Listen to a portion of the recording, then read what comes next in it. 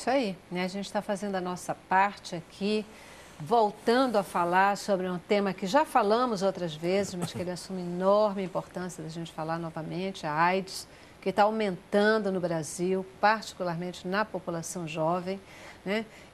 A gente fica pensando assim, né? Quer dizer, as pesquisas estão aí, será que foram feitas num grupo? A gente está falando dos jovens, mas quantos outros casos, né?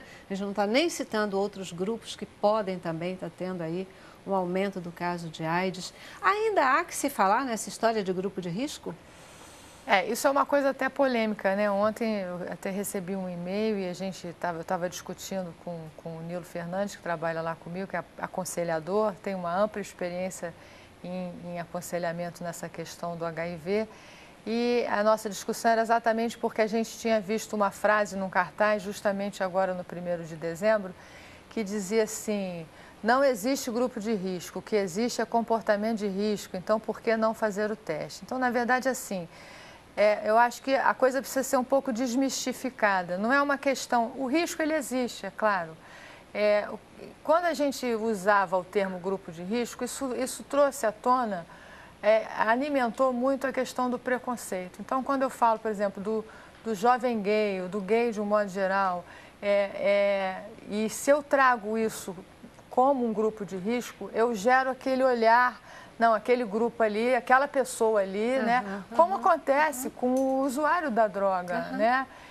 A pessoa é discriminada, ela sofre o preconceito. Isso é difícil da gente trabalhar. Então, a ideia é a gente transmitir o seguinte: existem vulnerabilidades que estão associadas a inúmeros fatores. Eu posso ter um risco e posso simplesmente não identificar que eu tenho esse risco. Então, eu não estou tendo aquele comportamento que eu tenho, no fundo, eu não enxergo que eu estou sofrendo risco tendo aquele comportamento, justamente pela falta de informação. Então, a gente realmente não gosta de falar de grupo de risco, mas a gente também não pode ser hipócrita e não falar em vulnerabilidade. Então, hoje, no Brasil, o jovem gay é um jovem vulnerável. A mulher transgênero, travesti, que não tem acesso à informação e que nunca se testou, não sabe as medidas de prevenção ou não tem como negociar, ou profissional do sexo, são coisas que existem. Claro. Elas estão aí. A gente não tem como fazer uma medida preventiva sem atingir essas populações. Então, são questões que a gente ainda precisa trabalhar. Então, a gente tenta falar mais em vulnerabilidade. Por que eu sou vulnerável? Porque tem uma característica de algum comportamento, né, que você está tendo e que deixa você mais vulnerável ao vírus pelas características do vírus. Então, essa questão é uma questão também que a gente deve chamar a atenção. Quando eu falei da questão do uso da camisinha e a história do uso do comprimido, que hoje a gente chama de PrEP, que é a profilaxia pré-exposição, isso também é uma forma que hoje está sendo encarada como uma medida de eu também prevenir. Então, se eu não tenho como impedir completamente 100% o comportamento de risco, eu preciso buscar medidas em saúde pública que me permita evitar que a infecção progrida. Que me em termos de protejam número. um Exatamente. pouco mais, né? Que me Então, a gente protejam também um tem pouco lá mais. o mesmo número que eu divulguei, ou o site do PrEP Brasil, é PREP, é profilaxia pré-exposição, chama-se PrEP Brasil, que é um estudo que nós estamos fazendo lá na Fiocruz e que está sendo feito também na USP, em São Paulo, com homens que fazem sexo com homens e mulheres transgêneros que podem buscar esse tipo de prevenção se eles tiverem características que nós vamos avaliar lá na hora. E aí, no futuro, nós vamos ter essas respostas para que o governo possa estabelecer quais vão ser os determinantes que vão fazer com que a gente passe a aplicar isso e de que forma nós vamos aplicar isso na saúde pública. Perfeito. E um grupo de risco, de enorme risco que existe, sem dúvida nenhuma, é o grupo que não tem informação. Exatamente. Né? Então, vamos sair do grupo de risco com informação. A ignorância da falta de informação. Exatamente. Lembrando que esse ano nós tivemos 1.773 mortes por HIV no estado do Rio de Janeiro, né?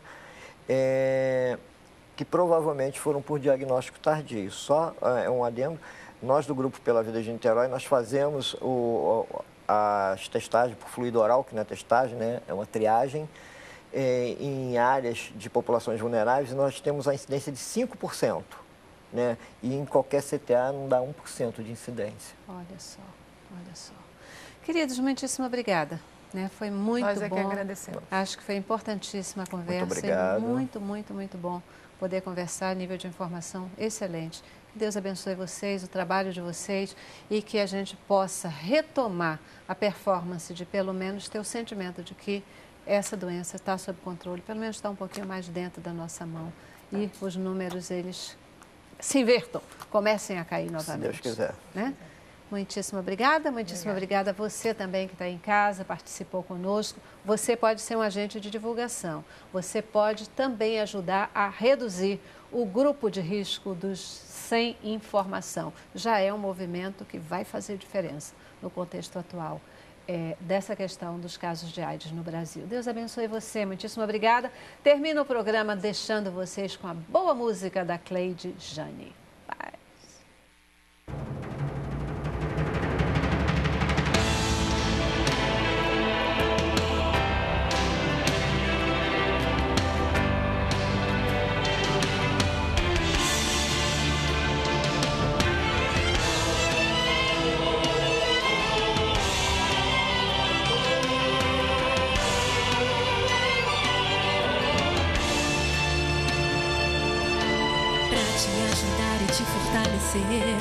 Pra te ouvir e te fazer vencer. Nas horas mais difíceis você pode chamar aquele que ordene o mar se acalmar, pra multiplicar o peixe e o pão e alimentar até uma multidão, pra abrir o mar, pra abrir o Jordão, pra fazer chover do céu maná. Então pode chamar aquele que todo o esquema do inimigo neutraliza. Pode chamar.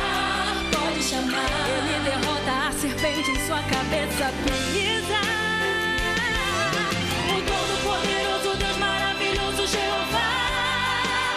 Jeová, Jeová. Deus onipotente, o seu nome faz a terra parar. Jeová, Jeová.